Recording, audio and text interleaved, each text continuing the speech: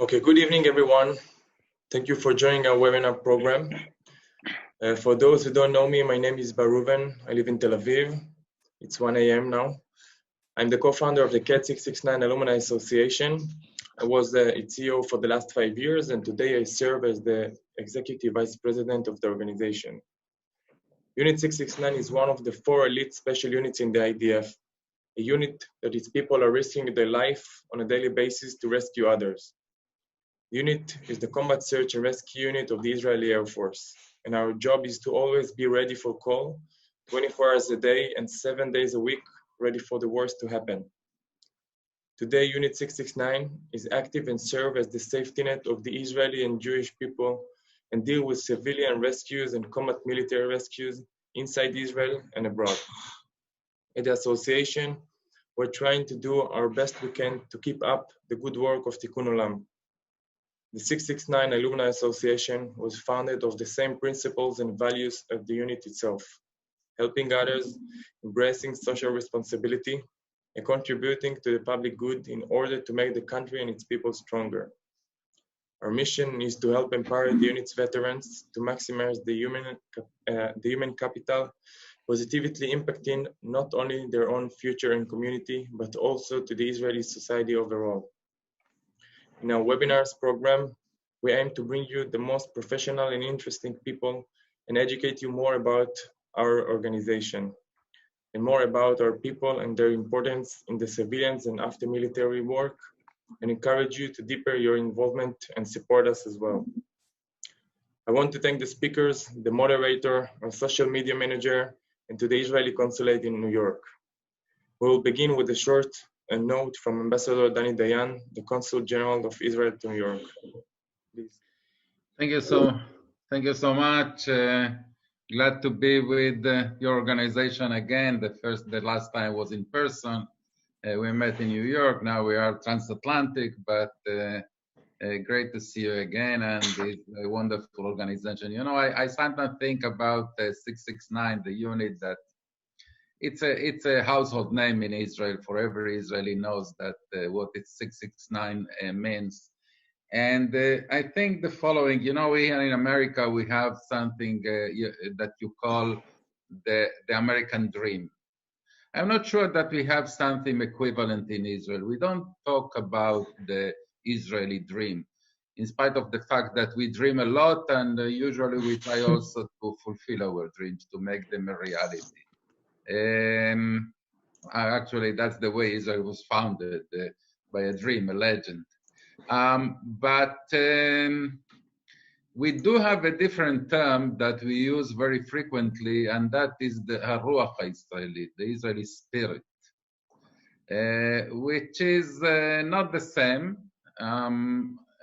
It means that you do something, you have to do good, but you have to do something for the to better the society, to contribute to the society, to contribute to the others. And it's so telling that a unit like 669, that really is a unit that composed of people that give so much to the state of Israel in their military service. And when they leave the army, they continue to do good. They continue to contribute to society, even each one as an individual. And we are going to listen from 2 distinguished alumni of 669 that continue to save lives.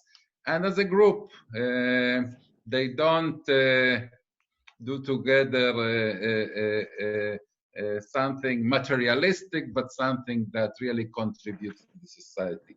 And for me, I don't know if that's a true story or not, but I nevertheless would like to share with you one of the explanations why this unit is called 669 and not, for instance, 723.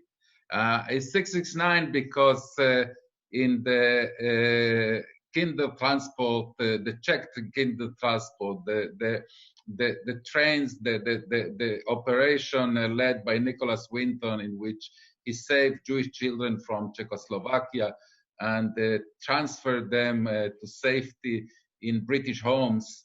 into British families, there were 669 children.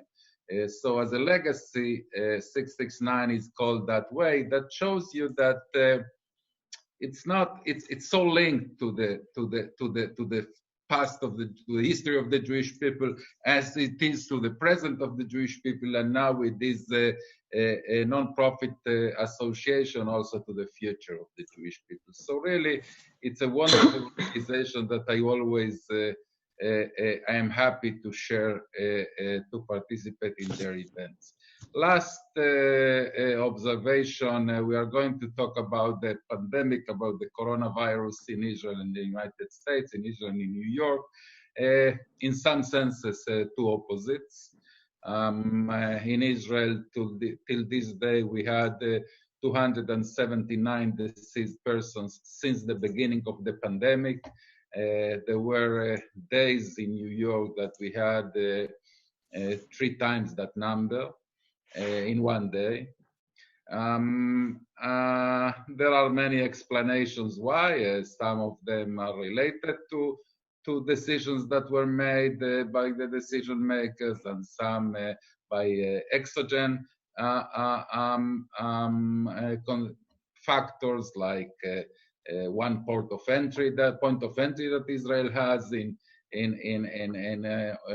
contrast to the United States and New York that has many, etc., etc. But those are the facts. Israel is opening up these days as we talk. I hope that we will see also New York opening up, not immediately, but as soon as possible next month. And we came here to learn. We came here to learn from both perspectives, from the New York and the Israeli perspective. And I'm very happy that we have the privilege to organize together with the American Friend of 669. We have the privilege to organize this webinar. Thank you. All right. Hello, everyone. My name is Tal Heinrich. I'm a journalist. Ari Shamis, thank you so much for joining us from Israel. Contributor for Quick Thank you for having me, Tal. My own initiative with some of Let's my start with where and I will moderate is the next conversation. You probably heard it before. The coronavirus fight has been compared to a war against an invisible enemy. And in our next conversation, we will break down the response both in Israel and also in the United States, more specifically in New York, with 2 medical experts, I should say high-level medical experts, who also happen to have an IDF military background. They both served in different occasions as doctors for Unit 669 in the IDF. One of them is Professor Ari Shamis, and the one who will join us live today is Dr. David Ben Elie, who's on this call here with us. I would like to begin with a pre-recorded interview that we had to pre-record, unfortunately, due to the time difference with Israel. Professor Ari Shamis, he is the CEO of Asuta Medical Center in Israel and the former medical commander in the Israeli Air Force. He's also the chairman of the board of trustees of the 669 alumni organization. And before Bar is going to play this interview for you, I would just like to mention that you can write down comments, you can write down your questions, because we will have an opportunity for a Q&A after this interview. We will do it with Dr. David Ben Elie. So Bar, go ahead, play it, and just remember your questions.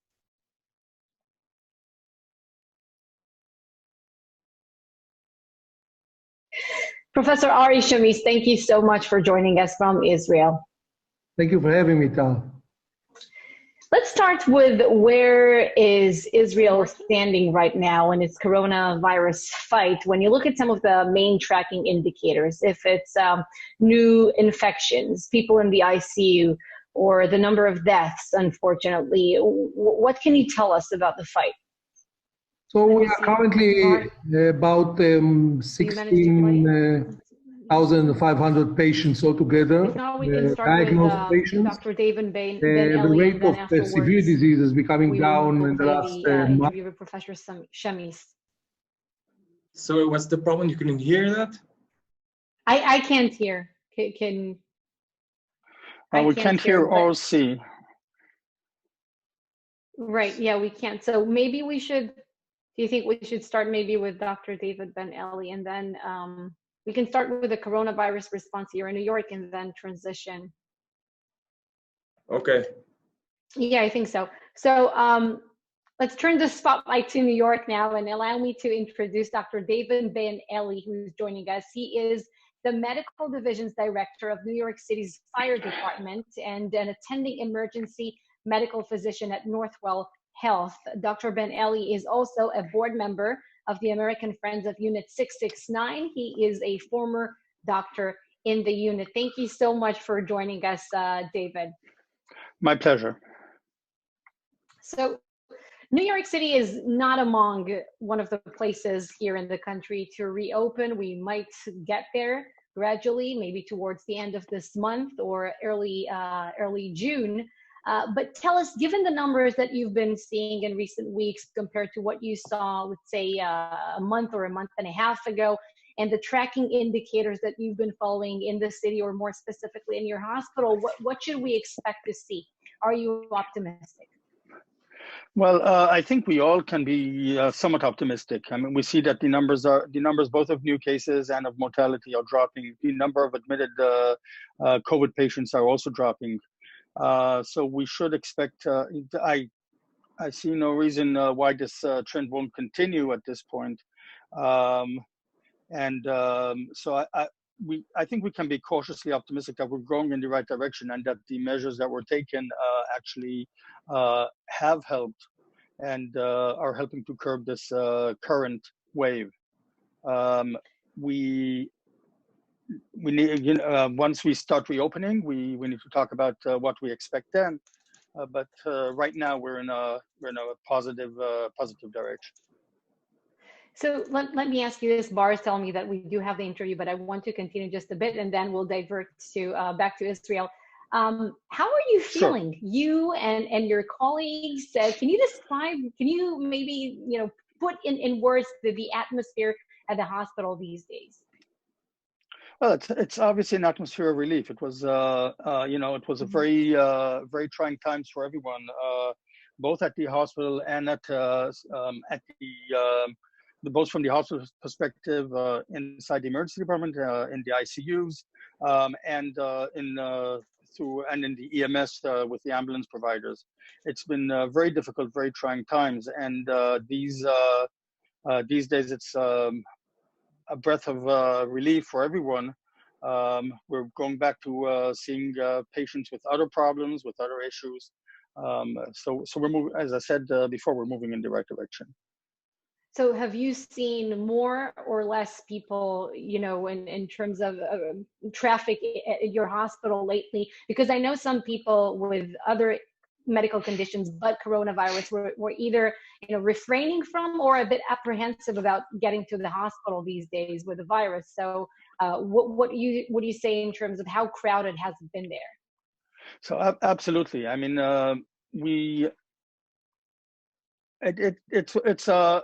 it was kind of a curve where initially we saw patients with other symptoms, regular patients coming in, and we figured out very quickly that all patients that we see probably have COVID, or you have to suspect that they have COVID, that they're infected with the virus. Later on, we only saw patients with the virus. Many patients with other symptoms, being even severe symptoms, we didn't see as many of them.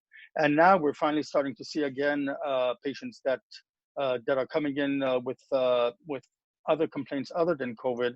And I can say that the majority of patients that I see today do not actually have COVID. They actually are finally coming in with other symptoms. But patients, I think that patients were very apprehensive to come to the hospital. We've seen much less patients with heart attacks, even with strokes. I can tell you that, for instance, patients with appendicitis, a common presentation in the emergency department, we've seen so much less than them.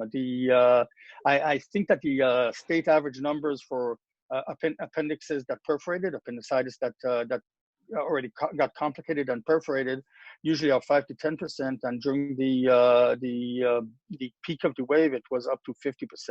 So really, the only patient that I can think that had appendicitis was actually a patient who waited 2 or 3 days and already came when after her appendix was perforated, and she had a much more protracted recovery as a result of that. Wow, these are really the stories that you barely get to hear on the news. So I'm so happy that you're sharing these stories right now with us. It's a unique perspective, firsthand, testimony. I want to ask you, since we all gathered here under the IDF 669 umbrella, is there something that you believe in your military background that prepared you better to dealing with such a pandemic scenario? Absolutely. I think it's a multifaceted question, but definitely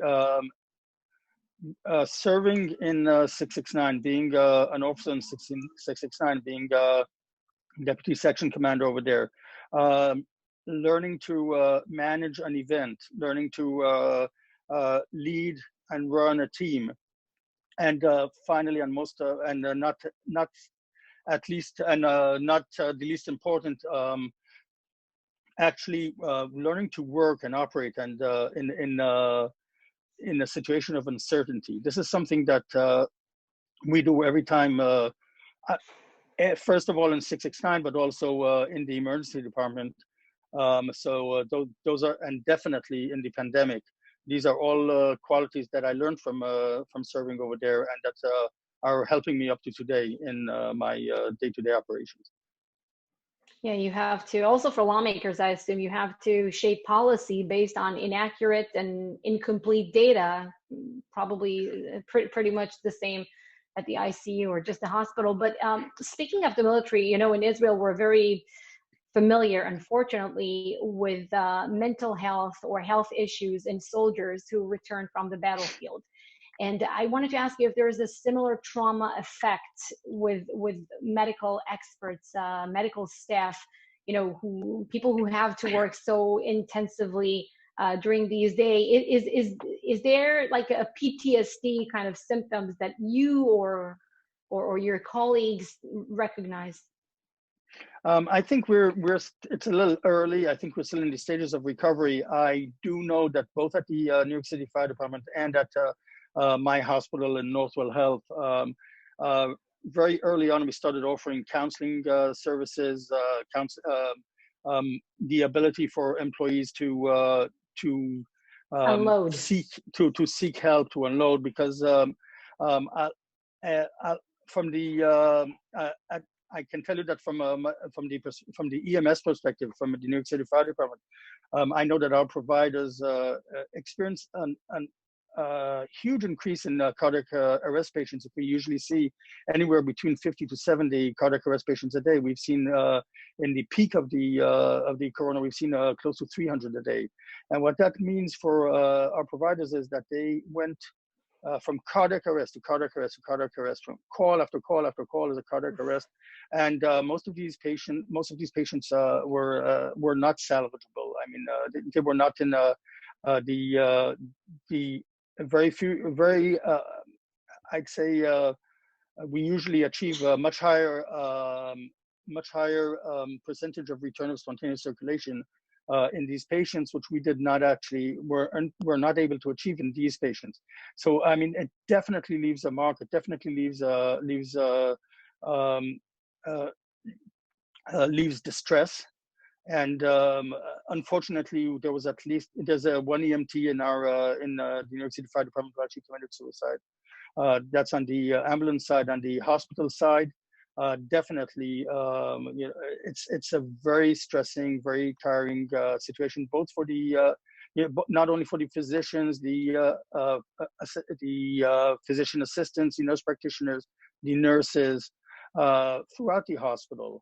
And again, there was at least one case of emergency medicine physician attending who committed suicide from, I believe, from Colombia. Definitely, there are going to be signs. There are going to be there's an impact. There's an emotional impact to that, and I think it will evolve over time. And I think that initiatives like Unit 669 does with through Unit 6, the Alumni Association offers PTSD workshops for to help soldiers in the unit. And I think that we probably would have to look at similar scenarios over here as well. Now, speaking of policy, what actions by the local authorities or the federal government would you say have helped the response that you provided during the pandemic so far? Well, I think that from the New York City perspective, definitely there was an amazing response, both from the local government, the state government, and the federal government to help out with handling the situation in view of how big this event is. We've seen clearly hospitals cleared out, hospitals emptied wards and converted them to COVID wards to take care of these patients. I know that my hospital emptied out whole floors and created new ICU beds, new inpatient beds. I know, and it's not only the hospital that I worked in, Northern Westchester Hospital. It's all the Northwell system.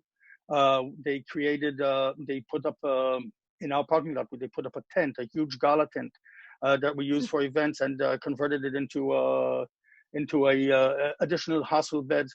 So the recruitment of resources was amazing, and not only creating beds but also physicians. I remember seeing in the middle of the night an endocrinologist and a gastroenterologist, who were clearly there not because of gastroenterology or endocrinology problems, but because they volunteered to come and take care of the inpatients that were there, which I think is amazing. From the pre-hospital perspective, from the ambulance perspective, definitely we've seen first of all there were national a national addition of 250 ambulances to the New York City ambulance service. We all know that Javits Center, which is a huge exhibition building, was converted into a hospital with, I believe, 2,000 beds. And then we saw the comfort ship of the Navy's, U.S. Navy's comfort ship arrive in Manhattan with another large capability of both ICU beds and regular beds in order to help. Another thing that we've seen is helping is a citywide, I'd say a statewide operation to offload patients from very highly impacted hospitals to less impacted hospitals. And that was both locally within New York City and both statewide. We were even medevacing by helicopters patients from Queens to Albany in order to offload sick patients. These are just some of the examples. I want to ask you a bit more of a personal question. Was there a particular moment that you experienced that maybe moved you or made you stop your day and rethink, or gave you a different perspective? Well, I think that first of all, the clapping and cheering that is still continuing at 7 p.m. Right. every day here in New York City is something that is amazing. It's just phenomenal to see. I guess I'm surprised actually that it's still happening, but it is happening every day at 7 p.m. People stop for 2-3 minutes and they clap and they cheer to show gratitude to healthcare workers.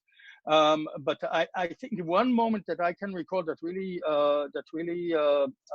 made me stop for a moment was I was caring for a sick COVID patient, and and I'm talking to him, and at some point he stops and he tells me, "Doctor, how are you doing? How are you handling this?" And to me it was like, whoa! I mean, you didn't have to, you didn't have to ask that. You didn't have to say that. It was really, it made my day. I was so appreciative about that. Wow, just 3 words. So I would like to stop this conversation with you now. We'll circle back to it later because I want us to play the interview that we pre-recorded with Professor Shamis. So we'll get a bit of a perspective of what's happening in Israeli hospitals, and then we'll go back to this interview. Now I can see it, Bar. All right.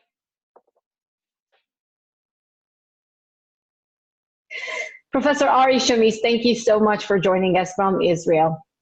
Thank you for having me, Tal. Let's start with where is Israel standing right now in its coronavirus fight. When you look at some of the main tracking indicators, if it's new infections, people in the ICU, or the number of deaths, unfortunately, what can you tell us about the fight? So we are currently about 16,500 patients altogether, diagnosed patients. The rate of severe disease is becoming down in the last month or few weeks or so. And we are now having, in terms of mortality, about 270 deaths in Israel, and about 25 to 30 patients who are severe condition, and another 40 which are moderate, and hopefully most of them will be discharged sometime soon. It wasn't the case at the beginning, of course, of the disease, where we had kind of models, that epidemiological models, that will lead to many more patients or many more severe cases. But we came to learn this disease, which is a new disease. It's not just a new virus, that's a new disease altogether, has unique characterizations that we learned during the phase of treating the patients. And now we are much smarter and we know how to treat them. So this is the current situation right now. We keep hearing these very pessimistic projections of a second wave. What is your assessment? What should we expect, or when should we expect it? So there's a kind of an argument among the professionals regarding the second wave or the third wave. There are actually two follow-up waves that can happen. One is the immediate one in the next couple of weeks or so, that will be related to the end of the closure, end of the lockdown that we had during the last month or so. And now we are opening everything. We just learned today, a couple of hours ago, that the Minister of Health, the new Minister of Health, approved the restaurants and the swimming pools by the end of May, and under certain conditions. So we know that there will be some kind of an increase in the rate that we will call it a second wave. I think, and most of the professionals think, that this one is going to be relatively shallow and will not be a strategic one. The other problem will be what we call the third wave, or the second wave. There will not be a second wave, an immediate second wave, which is a kind of an overlap between the influenza and the coronavirus sometime during the autumn of this year. Some people talking about October, some people talking about the end of September. And this is much more worrisome because in terms of the surge capacity that the hospitals will need to come up with, that will be much more difficult. But hopefully, and there's a kind of optimistic data that's becoming from the US mainly, but from other countries, that we are upcoming with the vaccination, and maybe this is something that will be available by October and not, as we thought before, a year from now. Well, speaking of the U.S., there's something very troubling happening in New York City. You've probably heard about this mystery syndrome happening with children. Is it something that you're experiencing in Israel as well? Yes, we had a couple of patients in Israel, pediatric patients or children that has the characterization of the Kawasaki disease, which is a systemic inflammatory disease related to the virus. It's similar to Kawasaki, but it's not the same as Kawasaki, but the manifestations are rather the same: systemic disease, kind of rashes, coagulopathy, and of course heart involvement in terms of myocarditis and arrhythmias.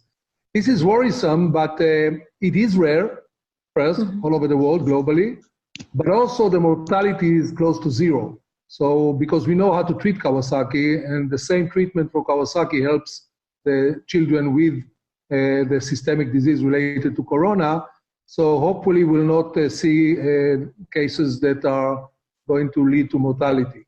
But of course, this is too soon to close it, and we'll have to look it up and follow it up and see how it goes. On the more positive side, what would you consider as one of the best decisions you believe Israel has made during this pandemic? So related to the situation we were back then, 2 months ago, the two best things we did is close down of the borders, specifically the airport. Israel has the luxury luxury of having one airport, one international airport in Israel. And by closing that, as opposed to the US, for instance, that has thousands of. And the luxury of having hostile enemies surrounding it, but yeah. around us. So we could close these borders, and this is the first very good decision that the Israeli government has done. The second one, of course, is the lockdown, actually complete lockdown of the state of Israel that was needed, although when we look back at the data that we had and now debrief this data, we can see that we could maybe do it a little bit lower or a little bit easier, relaxed than the closure and the total lockdown that we did. But of course, this is a thought after following the results and not the thing. So the decision, the two main decisions that were right and actually caused this low level of disease that we have right now is the lockdown and the closure of the borders. So I hear what you're saying in regards to Israel, Professor Shamis. We know that Israel, as well as some states here in the US, also countries across Europe, have already started gradually to move towards reopening their economy or completely reopening their economies.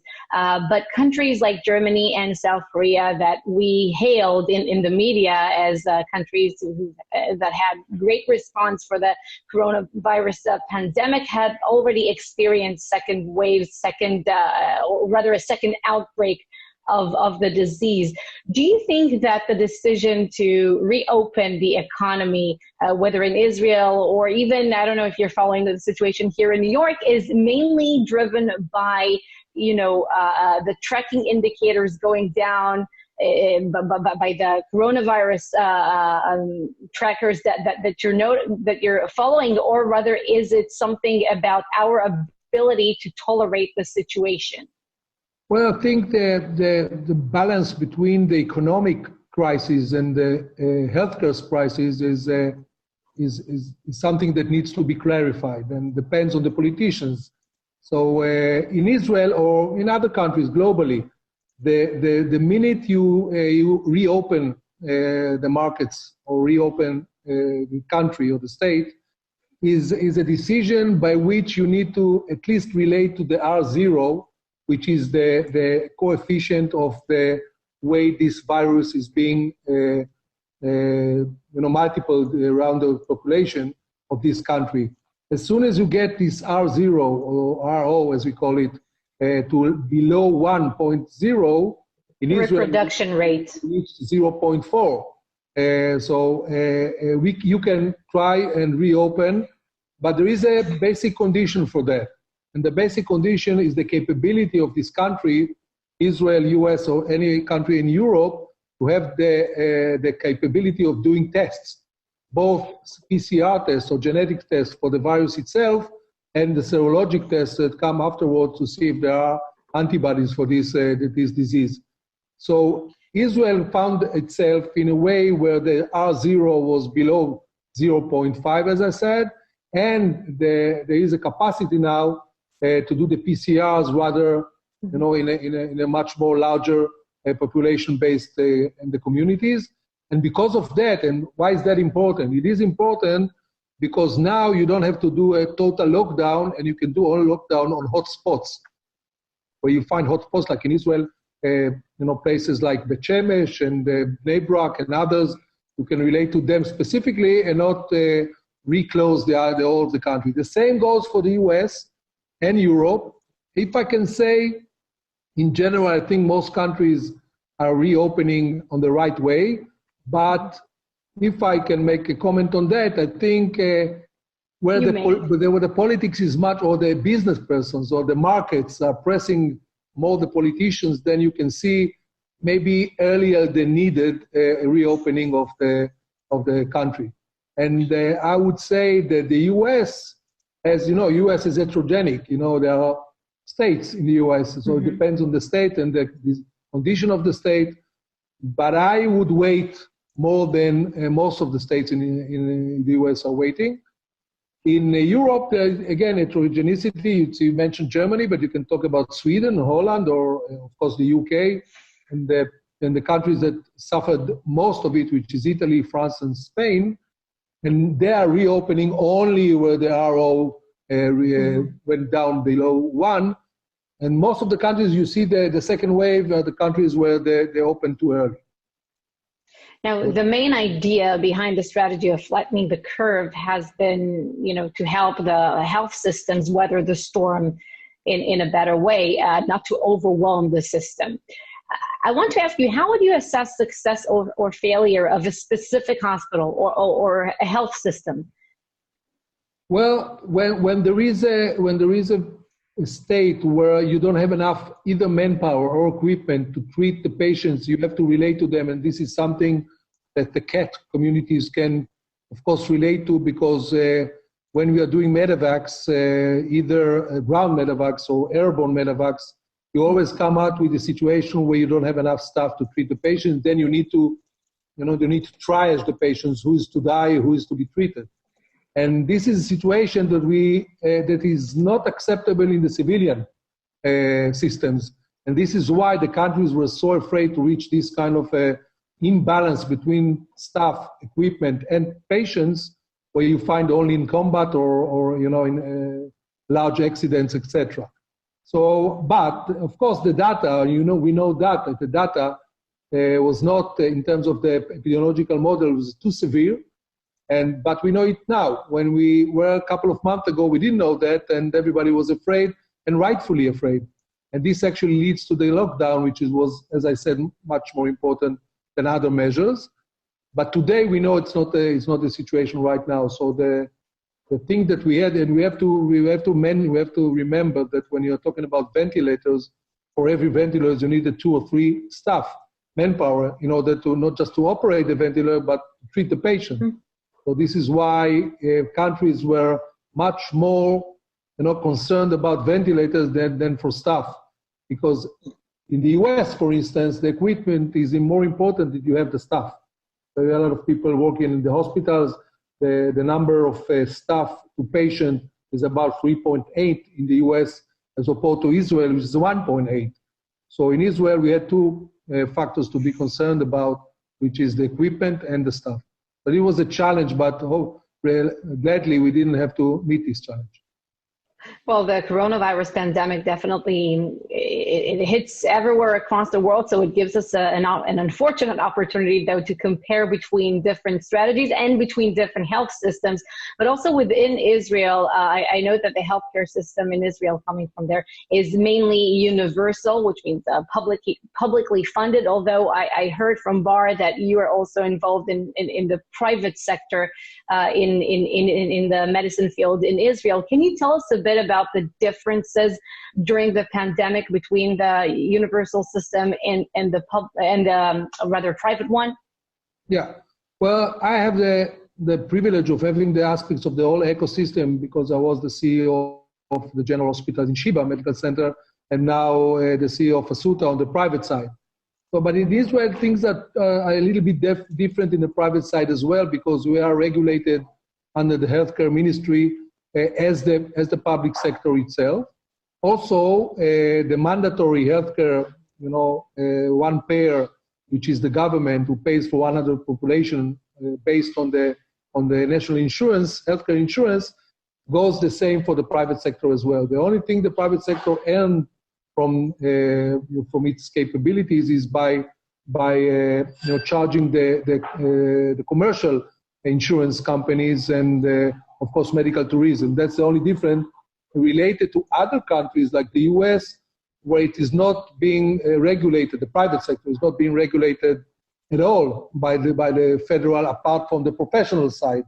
And this is why in Israel they didn't have to ask us. We immediately organized 30-bed intensive care units, fully equipped, fully staffed for the severe cases of corona right from the start.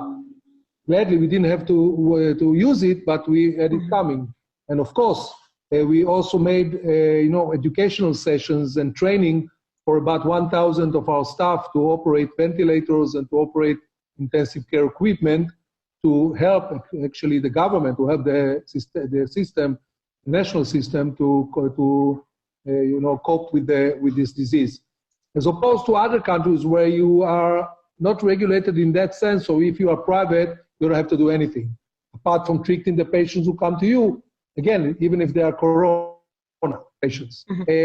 So what we did is, but because we are private and because we can enjoy the commercial side of the insurance the industry in Israel, we were hurt less than the public sector, which actually closed down the hospitals to nothing but corona. And we had the capabilities of actually treating patients, which is very important. We have to talk about that, related to other diseases, because corona is only one of the things. And in Israel, we are talking about 270 deaths, where in Israel we have a mortality, yearly mortality of 135,000 people each year from other diseases that we have to treat during the routine operations of the hospital. So this is challenging, but financially speaking, we were a little bit better from the public sectors because we can do elective procedures alongside with the preparedness that we had to go to do for the corona for the healthcare system in Israel. Before we conclude, since we gathered here under the 669 family umbrella, I wanted to ask you, and you mentioned the military experience before, what do you believe maybe in your military experience has better prepared you to dealing with such a pandemic response? So first, as I said before, I think coping with the situation where you have more patients than capabilities is something that is actually routine for the 669 units. And most of the time, unless they are, medevac one pilot from a specific accident or specific combat, but most of the time they are related to mass casualties incidents where they have to cope with more patients that they have the capability to cope with. And this is something that on the routine side has been trained by the unit and by the soldiers, and this is something that is very important. The other thing, in terms of the experience by the military system, is the management of a crisis. We are trained of course, as high as you are on the rank, you are more trained to do so, how to deal with this kind of crisis, how to manage this kind of crisis. And if I have some criticism regarding our own way we did it in the corona crisis, I would say that on the healthcare side and the other professional side, we did very well. And the results, the outcomes are, of course, you can see that. But in terms of, one unit that governs the whole thing, I think we have to learn a little bit more from the military experience of our soldiers, officers, and the people who are trained by the military system and have positions, high positions in the healthcare system now in terms of managing this crisis. Professor Ari Shamis, thank you so much for joining us for this discussion, part one. Thank you so much. Be well. Thank you. All right, we're back to New York now. Dr. David Ben Elie, before we open it up to questions from the audience, I'll just mention that we don't have a chat. So if you have a question, feel free to unmute yourself and just ask it. Do you have some remarks following the interview, by the way, that we just heard with Professor Ari Shamis, something that you would like to add or, Yeah, I mean, of course. Clearly, we're figuring this out while we're running, and it's both on the operational level and on the medical care and treatment level. From the New York City ambulance perspective, we usually have in New York City, we have about 4,500 calls every day, and in the peak of the coronavirus, we probably had close to almost 7,000 calls a day, and that required creative solutions as to how to handle this huge increase. And there are a lot of brilliant people back in the fire department who did all kinds of creative solutions. In the beginning, we had calls of people who were just worried well, who we could divert to separate call centers. And later on, there were some patients that we could actually just send them to telehealth. So all of these creative solutions are being done while we're running. From the patient care medical point of view, clearly this is a new disease. There's a lot of uncertainties in this disease. We're figuring it out as we're taking care of these patients. if we initially thought that we need to should intubate all these patients and ventilate them, now we much more understand that these types of patients can tolerate lower levels of oxygen saturation in the blood and still be relatively manageable just with high flow oxygen.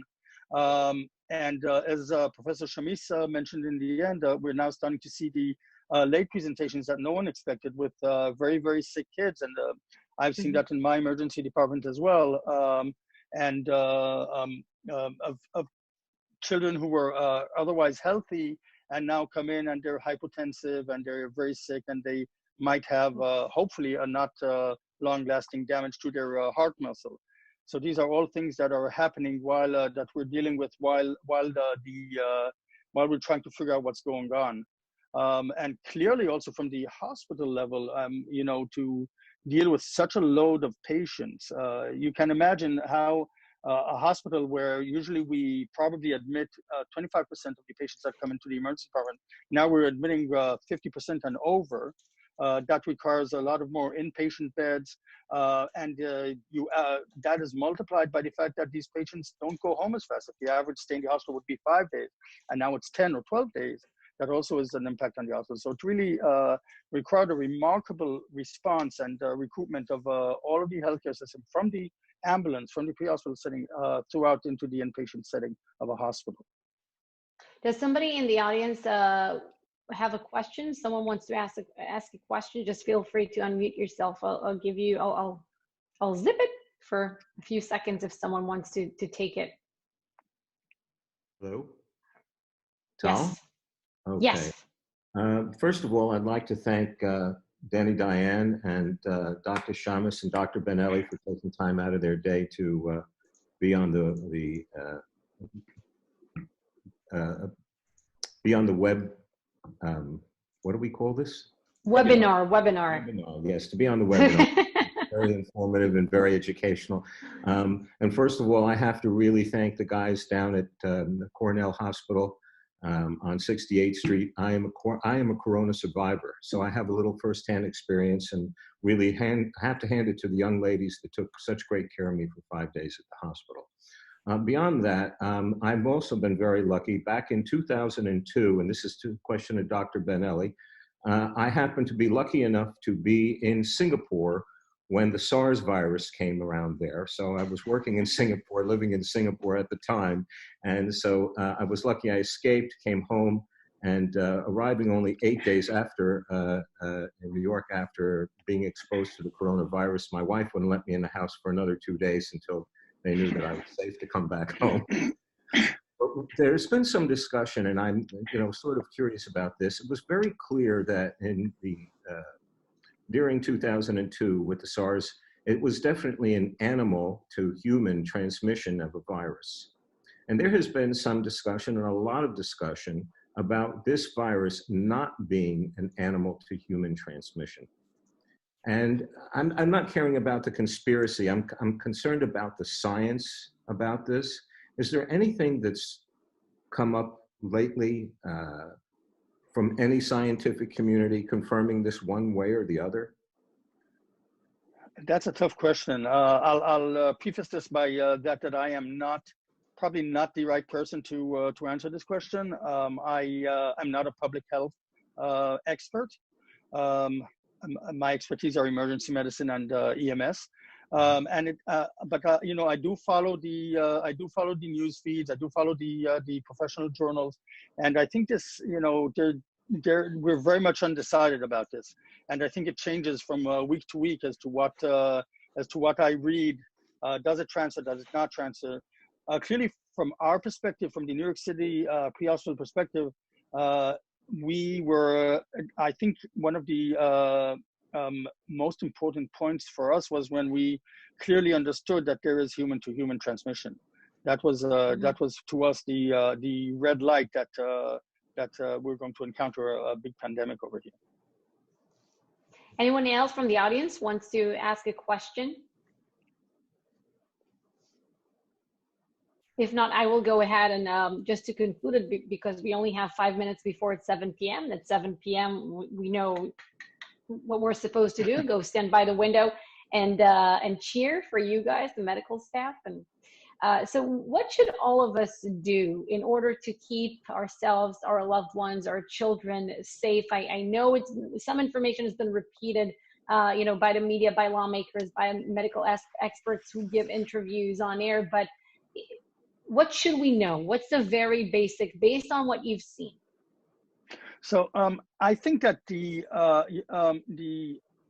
isolation, the shutdown, did achieve the desired effect of lowering mortality, and that is something that